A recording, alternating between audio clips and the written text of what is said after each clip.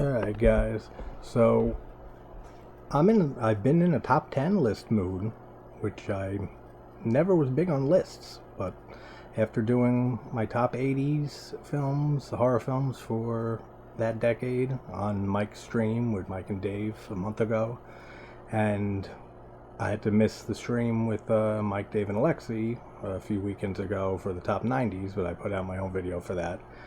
I did the top 10 best remakes from 2000 until present day today, and now I got two more lists before I watch Final Destination 5 and Spiral from the Book of Saw and get videos out on that.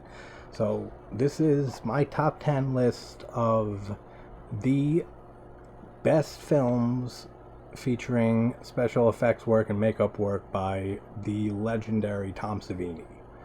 So Tom Savini has always been like an idol to me.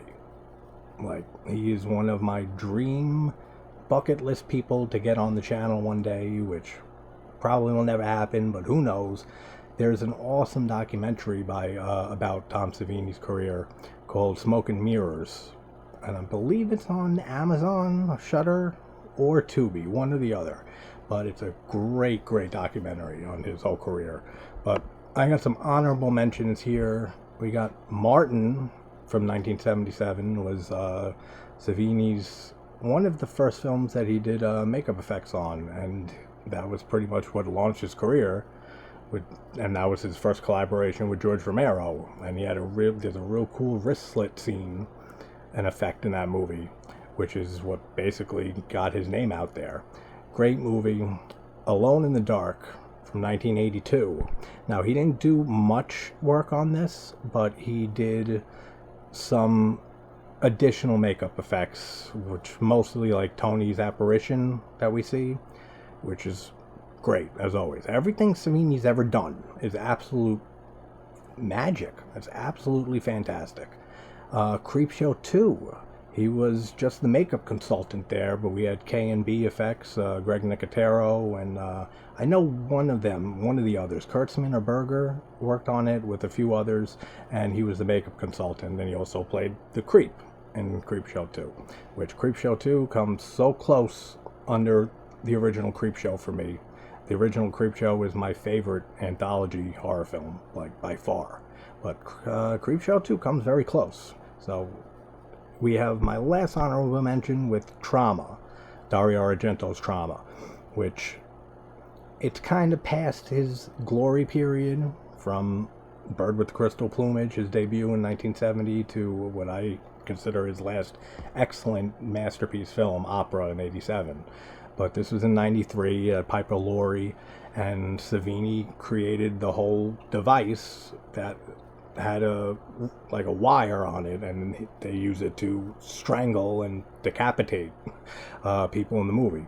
Great effects work, as always, and let's hop into the top 10 here. Alright, so number 10, I have Two Evil Eyes from 1990. Now, this is a collaborative effort between Dario Argento and George A. Romero. Romero did the second, I want to say, story, and Argento did the first, and Savini did all the makeup effects, all the special effects, practical effects, and one that stands out the most for me is when Harvey Keitel has that scene where he gets decapitated, and I remember Savini saying in an interview that Keitel's contract basically said that Keitel can't be in the same room with the head of himself that Savini made, because it was too unnerving, it was too real looking. So that's a great little story there. But Two Evil Eyes, great movie, great little double story by Argento and Romero, excellent effects. Number 9, Texas Chainsaw Massacre 2 from 86. Now, people who watch enough, they know this is my favorite in the franchise. I absolutely adore the second movie in the Texas Chainsaw Massacre series. It's not my favorite series. I mean, the first is an absolute classic. The second one is my favorite. Leatherface, Texas Chainsaw Massacre 3 is decent. I used to like the Next Generation when I was younger. For some reason, it doesn't work for me anymore. And the remake from '03 is one of my favorite remakes, like, of all time, and I think is the best remake out of all the major slasher franchises. Friday the 13th, Nightmare on Elm Street, Child's Play, Halloween, and then Texas Chainsaw Massacre. That's the best out of all of them. And Texas Chainsaw 2, though, we have Bill Moseley as Chop Top, and we have Savini doing the effects. And the opening kill in this movie, when Leatherface is standing on top of the truck driving by the two guys in the car, the dickheads calling into the radio station, and he ends up cutting the guy through his head like this, and it comes off, and it's the blood squirting out of it while he's still driving. What a great effect. Looks so good. Such an awesome Savini effect. So Texas Chainsaw Massacre 2 from '86. Number 8, Dawn of the Dead from 1978. Now, this was the first Romero zombie film that he worked on. And I know more people who love Dawn of the Dead compared to Night of the Living Dead and Day of the Dead.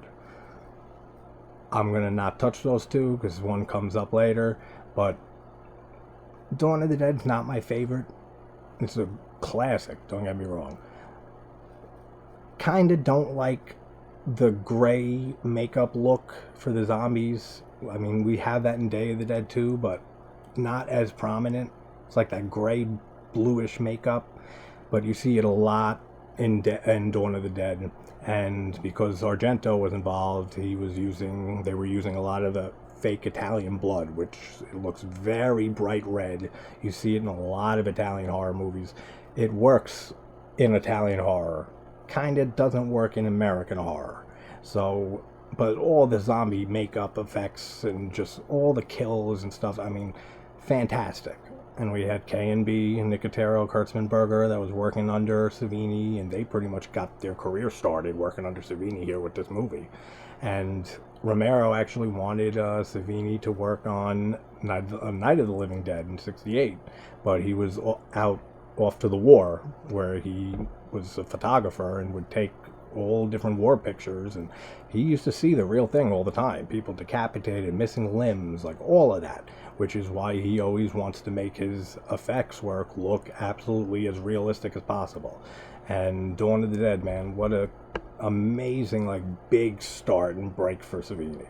So number 8, Dawn of the Dead. Number 7, The Burning from 1981. Man, what a amazing slasher film. Like, in my top 5, around number 5, maybe a little less, 6 or so, but in my top 10 for sure. And what can you say about the raft scene? Like, if anyone hasn't seen The Burning for some reason, it's on Tubi, get on that immediately. I don't want to spoil too much from these movies if people haven't seen some of them, but just the raft scene alone is great A+++ effects work. Every kill in the movie, though, is fantastic. More Savini gold there. So, number 7, The Burning, 1981. Number 6. This, I think, is the film, besides Dawn of the Dead, and definitely the film that cemented Savini in the slasher genre in the 80s. And this is obviously Friday the 13th, the original from 1980. And he had the honor of creating Jason Voorhees. That's the creation of Tom Savini. And I love how in part 4, I'll get to that one, it's on the list, so we'll talk about that then. But he created Jason Voorhees. I mean, one of the most iconic slasher villains in history. Yeah, he made the child version. He was a mongoloid child. He didn't make the adult version, but still, there would be no Jason Voorhees without him. Plus, we have Marcy's kill with the axe to the face, Kevin Bacon's kill with the arrow through the throat, which looks fantastic to this day still. And I remember him saying that effect on Kevin Bacon, the effect didn't work at first, and Savini was under the bed. He had to basically blow into the tube, and that's why the blood squirts out of the neck so well, and so awesome looking. So good. So number 6, Friday the 13th from 1980. Great stuff.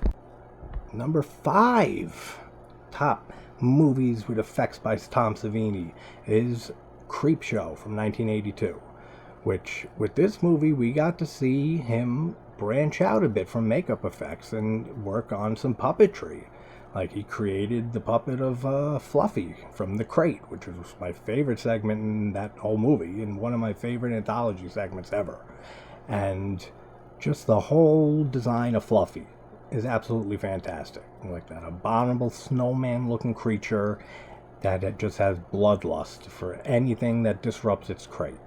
And man, what a great design there. I want to say Stan Winston helped Savini like work and learn how to work with puppetry. I could be wrong on that, but I'm pretty sure it was Stan Winston, which would make sense.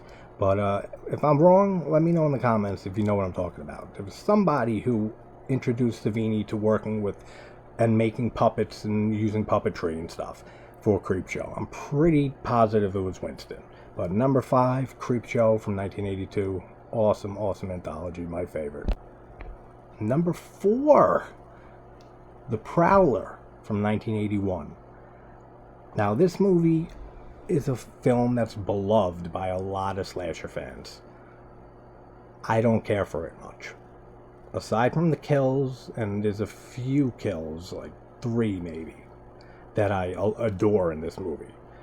This movie just has so many pacing issues for me. It goes and has great kills, then it's just slow for 20, 25, 30 minutes before something else happens. We get another cool kill, then more downtime. It's just the biggest problem I have with this movie is the pacing. It's just not good. So it's not a film that I throw on often at all. But it's a shame because the double kill in the shower when he takes the what the hell is it? The bayonet and shoves it through the guy's head and the eyes turn white as he's holding his mouth. That looks absolutely fantastic. Then he goes into the shower where the girl's showering and sticks her with the pitchfork and it sticks into her stomach and then he starts lifting her up. Awesome. What a great double kill. And then the scene in the pool when he kicks the girl in the pool when she's trying to get out, then he ends up slitting her throat with the bayonet, and how it gets such a great detail, how it gets stuck in her neck and he has to kind of like still move it around to get it back out. That looks fantastic. What great kills. But like I said, it sucks that it's in a film that has such big pacing issues for me and that I don't watch often. And it's not a favorite of mine. But The Prowler, 1981, number 4, because you can't deny how amazing the effects work on those kills are. Number 3, Maniac from 1980, William Lustig's.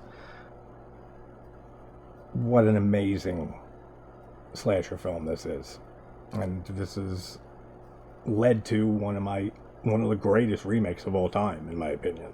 This is the Maniac remake from 2012 with Elijah Wood. God, the practical effects in that movie are absolutely mind-blowing. Like, to the point that I don't know how they did some of them. Like, that's how realistic they look in the remake. But Savini did all the effects in the original 1981 and even got to blow his own head apart. He had a mold of his head already. And in the scene where Tom Savini is playing the boyfriend with his girlfriend in the car, and we have Joe Spinell as Frank jump up on the hood with the shotgun and shoot Savini, and his head explodes. One of the best head explosions, like right up there with Cronenberg from Scanners, from that film. Like, what a great head explosion that is. But this is right up there with it for me. And this funny story is that Tom Savini said in an interview that they dumped the car in like the East River, I think it was that he said, and that he's always wondered, like, to this day, like, if one day that they'll find that car in the East River and see all the blood and the effects and stuff like that and wonder if it was an actual unsolved murder, which is hysterical. But all the kills, the scalpings and everything in this movie, fantastic work. And the ending, I don't want to spoil it if people haven't seen it, but the whole ending, amazing work. So, number 3, Maniac from 1980. Number 2, Friday the 13th, Part 4, the final chapter. This is my favorite slasher film of all time. Slasher film of all time. And like I was saying with the original Friday, he got to create Jason, and then he came back in the final chapter thinking it was the final chapter to kill off Jason and kill off his creation. And like I said, favorite slasher film of all time. All the kills are so good in this. Not Kevin Bacon. I said that already. Why can't I think of his name? Everyone knows his name. Whatever. Crispin Glover. I don't know why I couldn't remember that. When he gets the cleaver to the face after the corkscrew in the hand. And we got a bunch of extended kills for Friday 4 recently, like in the last few years. Some of them look good. Some of them shouldn't be as long, and I'm glad they were cut. But you can find them on YouTube. But the shining moment here is the machete to Jason's face and how he just hits him and he slides down the machete as his head splits. What a fantastic friggin' practical effect. Like, got to create Jason, got to kill him off temporarily. But number 2, Friday the 13th, Part 4, excellent. And number 1, which coincidentally, well, that'll spoil something, so I'm not going to say it. 1985's Day of the Dead by Romero. I think this is Tom Savini's magnum opus of effects work. Every single effect in this movie is fan-fucking-tastic. From in the lab with Dr. Frankenstein, Logan, when we see the zombie with it's just a brain and then the rest of his body, and then the other zombie who's sitting in the stretcher type thing table, and he leans over and his guts fall out of him. From all that to the last 25 minutes, which is some of the best endings in a movie for me. What a smorgasbord of special effects and practical effects work. Just with Torres when he gets his head ripped off, and while they're ripping, the head's ripping and the vocal cords are stretching, that little detail of his scream, the pitch of his voice, going way high up so it sounds like a screeching cat because his larynx is being torn apart. Oh, that's such a great detail. What a great kill. And then Rickles, when he gets his face mutilated and his eye ripped out and gouged out. Awesome, awesome, awesome. And then, I mean, who can forget Captain Rhodes' death, which is such a great effect, man. When he gets shot by Bub and he falls into the crowd of zombies and and then just rips his body completely in half and drags his bottom half away. Choke on him. And those were improvised lines by Pilato. Excellent. Like, I've heard people argue the fact and say that, yeah, amazing effects in this, but Savini had a lot of help. Like, whereas in Maniac and other films, earlier films, it was mostly just him and maybe a few helping hands. But do you see all the effects in Day of the Dead? Of course he needed all this help. He had K&B, as usual, Nicotero, Kurtzman, and Berger, helping and studying under him still. And, I mean, look at all the makeup on the zombies alone that you'd have to do. Then, not even including all the effects I just mentioned and everything.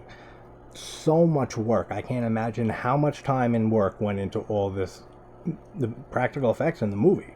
But what an unreal display of practical effects. And I think the greatest effects work that Tom Savini has ever done. So, number 1, Day of the Dead from 1985. So, let's recap quick. Honorable mentions was Martin from 77, Alone in the Dark, 1982, Creepshow 2 from 87, and Trauma from 1993.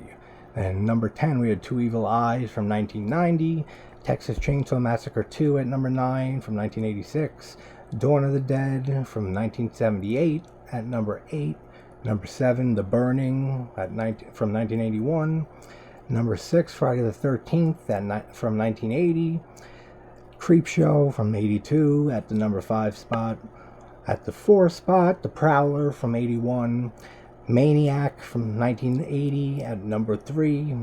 Number 2, Friday the 13th Part 4, the final chapter from 84. And number 1, Day of the Dead from 1985. So those are my top 10 favorite horror films with effects work by Tom Savini, the master. And I will have another list up in a little bit. So see you guys in a little bit, guys.